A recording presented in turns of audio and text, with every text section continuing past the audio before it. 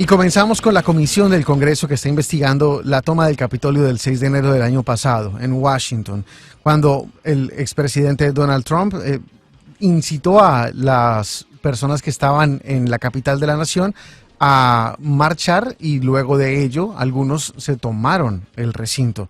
El comité dijo ayer que un tuit incendiario que el expresidente emitió en la madrugada del 19 de diciembre del 2020 se produjo después de que ignoró los pedidos de sus consejeros, de sus asesores en la Casa Blanca, de que aceptara la realidad de que había perdido las elecciones y que no había evidencia de fraude que fuera suficiente para cambiar el resultado. Después de una larga reunión en la Casa Blanca con asesores que apoyan su continua lucha contra el resultado de las elecciones y que, como bien sabemos, es un tema bien delicado y que continúa siendo investigado, el mandatario envió un mensaje en su cuenta de Twitter. Dijo: estadísticamente es imposible haber perdido las elecciones del 2020. Hay una gran protesta que estamos organizando para Washington en el 6 de enero del año que viene, entonces el 2021. Dijo: estén allí, será salvaje. Ayer, cuando comenzó la comisión precisamente con su reporte y que fue transmitido en vivo en cadena nacional, la vicepresidenta de ese comité, la republicana Liz Cheney, comenzó la audiencia refiriéndose precisamente al exmandatario. The strategy is to blame people his advisors called, quote, the crazies for what Donald Trump did. This, of course, is nonsense. President Trump is a 76-year-old man. He is not an impressionable child. Just like everyone else in our country, he is responsible for his own actions and his own choices. As our investigation has shown, Donald Trump had access to more detailed and specific information showing that the election was not actually stolen than almost any other American. And he was told this over and over again. No rational or sane man in his position could disregard that information and reach the opposite conclusion. And Donald Trump cannot escape responsibility by being willfully blind. Esta es la voz de Liz Cheney, que comenzaba la audiencia de ayer 12 de julio refiriéndose al mandatario y diciendo que la estrategia de algunos de los asesores del mandatario es culpar a los que estaban cerca de él como personas enloquecidas, que no sabían lo que estaban haciendo. Dijo que esto no era así, que el presidente es un hombre de 76 años, que no es un niño impresionable y que es responsable por sus acciones y por las elecciones que ha tomado. La investigación del comité lo que ha demostrado es que el expresidente Trump ha tenido acceso a la información de que no fue robada la elección presidencial, ha tenido incluso más pruebas a su disposición que el estadounidense promedio, y ninguna persona racional, después de conocer esa información, puede actuar como estuvo actuando el exmandatario, y que no puede esconderse de sus responsabilidades. Así comenzó esta audiencia de la que hablaremos ampliamente en minutos. En otras noticias, Estados Unidos anunció ayer que enviará $1.700 millones en ayuda económica a Ucrania para que pueda recuperarse de los perjuicios causados por la invasión rusa. Se trata de fondos que forman parte de un paquete de ayudas por $7.500 millones que había sido firmado en el mes de mayo por el presidente Biden, lo que se está canalizando a través del Banco Mundial. Pero es otra nueva inyección de dinero en medio de la guerra que continúa. Siguen los bombardeos, sigue la toma de ciudades, se habla menos de ello, pero la guerra no se ha detenido. Precisamente, nuestro experto en estos temas es Manolo González Moscote. Él no solamente es un reconocido periodista del sur de Florida, sino que fue también corresponsal de CNN en español en Moscú. Por eso nos acompaña como de costumbre hasta ahora. Manolo, muy buenos días. Gracias por estar con nosotros. Muy buenos días para ti, Juan Camilo, y para los oyentes de Actualidad Radio. El tema que me trae esta mañana tiene que ver con los granos ucranianos varados, anclados en los puertos por esto de la guerra rusa en Ucrania. Lo cierto es que hay un fuerte movimiento internacional para obligar a Rusia a que permita la salida de estos granos, más de 20 millones de toneladas acumuladas, y lo que es aún peor, la nueva cosecha 2022 está a punto también para ser recogida. En fin, las cosas no son fáciles en este momento. Por eso representantes de Rusia y Ucrania abordarán hoy miércoles en Estambul con diplomáticos de la ONU la reanudación de las exportaciones de cereales por el Mar Negro, bloqueadas por la guerra, declaró este martes el ministro turco de la Defensa, Hulusi Akar. Según Hulusi Akar, las delegaciones de los ministerios de la Defensa de Turquía, Rusia y Ucrania, así como de Naciones Unidas, discutirán hoy en Estambul sobre el envío seguro a los mercados internacionales del grano de los puertos ucranianos. Lo dijo Akar sin precisar quiénes representarán a cada parte allí en esta reunión. Lo cierto es que el director del Departamento de Organizaciones Internacionales del Ministerio de Relaciones Exteriores de Rusia, Piotr Ilishev, confirmó el encuentro señalando que Moscú tenía una lista de demandas. Según Ilishev, una nueva sesión de consultas de expertos está prevista para el 13 de julio en Estambul, declaró Ilishev citando por la agencia de prensa rusa Interfax estos argumentos. Él ha dicho que las condiciones comprensibles incluyen la posibilidad de controlar y registrar el buque para evitar el contrabando de armas y un compromiso del gobierno ucraniano de no organizar provocaciones, ha dicho el señor Ilushev. Esta reunión, por cierto, de este miércoles es de gran importancia y se produce en un contexto del aumento de los precios de los alimentos mundiales por la invasión rusa a Ucrania, uno de los mayores exportadores de trigo y otros cereales del mundo. Como se recordará, las exportaciones ucranianas se encuentran bloqueadas en los puertos del Mar Negro por la presencia de buques de guerra rusos y la instalación de minas submarinas que hace imposible el acercamiento de ningún buque a estos lugares. Turquía, país miembro de la OTAN, redobló sus esfuerzos en los últimos meses para relanzar las exportaciones de grano. Responsables del gobierno afirman que tienen listos 20 navíos mercantes para cargar el cereal en los puertos ucranianos. Y por su parte, Naciones Unidas ha propuesto crear unos corredores seguros para ello.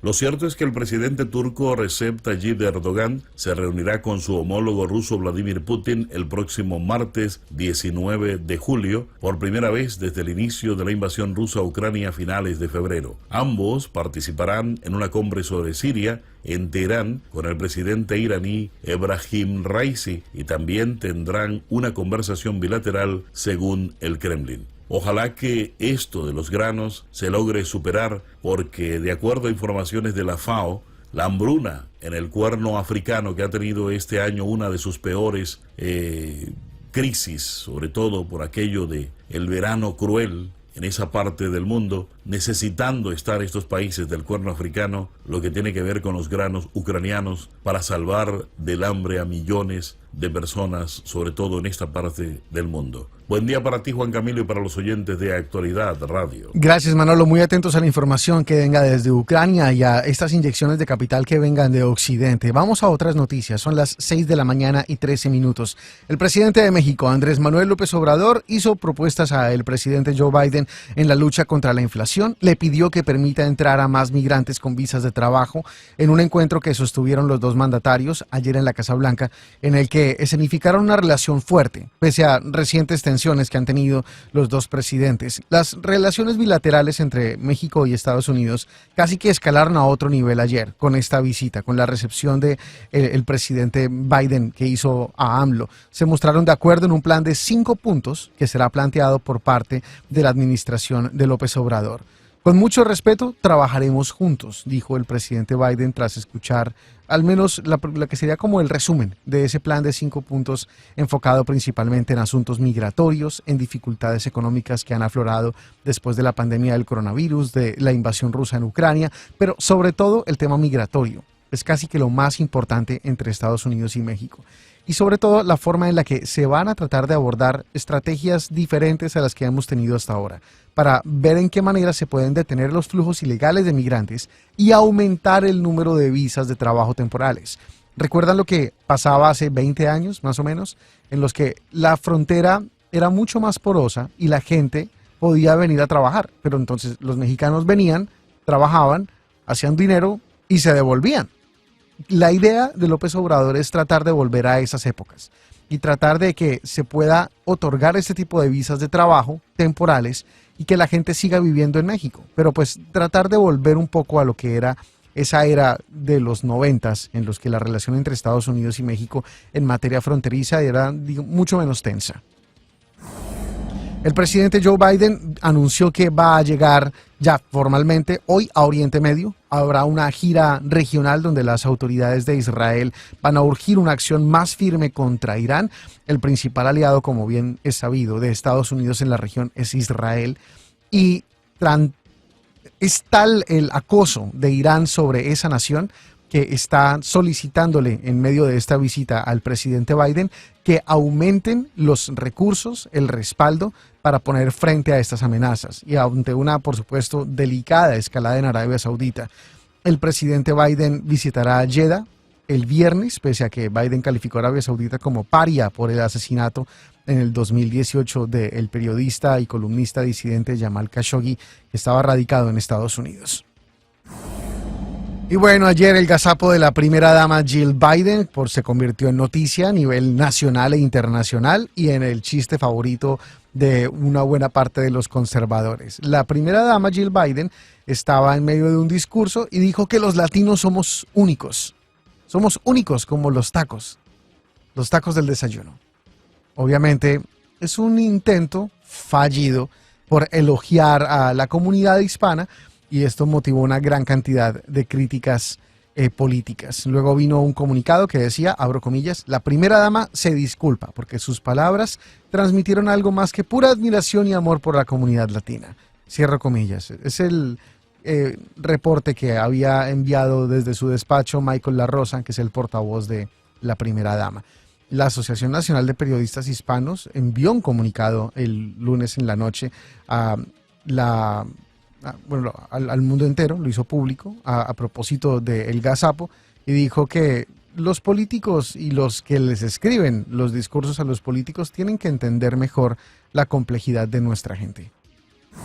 En otras noticias, el líder del grupo yihadista Estado Islámico en Siria falleció ayer en un ataque con un dron de las fuerzas de Estados Unidos. Así lo confirmó hace pocas horas el Pentágono. Y los precios del petróleo siguen siendo noticia en el mundo entero. Cayó el petróleo ayer, dominado por un clima de ansiedad sobre la posibilidad de una recesión global y su impacto en el mercado del crudo. Cayó 7%, se ubica por primera vez en un buen tiempo debajo de la barrera de los $100. Y la referencia del crudo en Estados Unidos, que es el de Texas, perdió incluso un poquito más. Cayó casi 8%. Y hay polémica por las declaraciones del Papa Francisco a propósito de Cuba. Porque fueron el mismo día en que se cumplía un año de la más grande protesta que se adelantaba en la isla y después del fallecimiento de Fidel Castro, que llegó en el poder en el 59 y que fue lo que fue. Y hablamos esta semana, lunes y martes, de todo lo que representaron las manifestaciones del 11 de julio de hace 2 años. Sale el Papa y dice que Cuba es un símbolo, que él quiere mucho al pueblo cubano, reconoció además que tiene una relación humana con Raúl Castro, esto en una entrevista con Univisión, pero en ningún momento hizo referencia a la represión o a la forma en la que se abusa, no solamente policialmente, sino judicialmente, de quien piense diferente en Cuba, y por eso esto también ha causado una serie de reacciones a nivel internacional. Y llega también en la víspera de un hecho doloroso y del aniversario de uno de los hechos violentos más tristes de la historia de la diáspora cubana. Hoy se cumple un nuevo aniversario de la forma vergonzosa y terrible en la que se hundió el remolcador 13 de marzo. Recuerdan ustedes que es una pequeña embarcación cubana que después de que la hundieron murieron 41 cubanos que estaban intentando salir de la isla en este remolcador, desviado por un capitán con la intención de pedir asilo en Estados Unidos. Esto ocurrió la madrugada del 13 de julio de 1994. 13 de julio de 1994. Un nuevo aniversario. Triste, pero en el que recordamos especialmente a las víctimas, a estos 41 cubanos que murieron tratando de llegar al suelo estadounidense y en busca de un mejor porvenir. Que no llegaron al muro. Una embarcación muy envejecida. Y en la madrugada de ese 13 de julio, 4 barcos del gobierno cubano, equipados con mangueras de agua a alta presión, embistieron contra este viejo remolcador. Tenía 72 personas a bordo y ya estaba a 7 millas de la bahía de La Habana. Como resultado de esa operación, el remolcador 13 de marzo terminó hundiéndose, con un saldo de 41 muertos, incluidos 10 niños. Y según testimonios de los sobrevivientes, la tripulación de los otros 2 remolcadores embistieron intencionalmente al 13 de marzo. Más de una semana duraron los medios de comunicación del régimen en silencio, tratando de esconder los hechos, a pesar de las insistentes denuncias de los medios internacionales. Fue hasta el 5 de agosto que Fidel Castro calificó esto como un esfuerzo patriótico de las personas que hundieron el remolcador y que mataron a estas 41 personas. Hoy recordamos a los sobrevivientes y a los que no lo lograron, a estos 41 cubanos que murieron ese 13 de julio de 1994.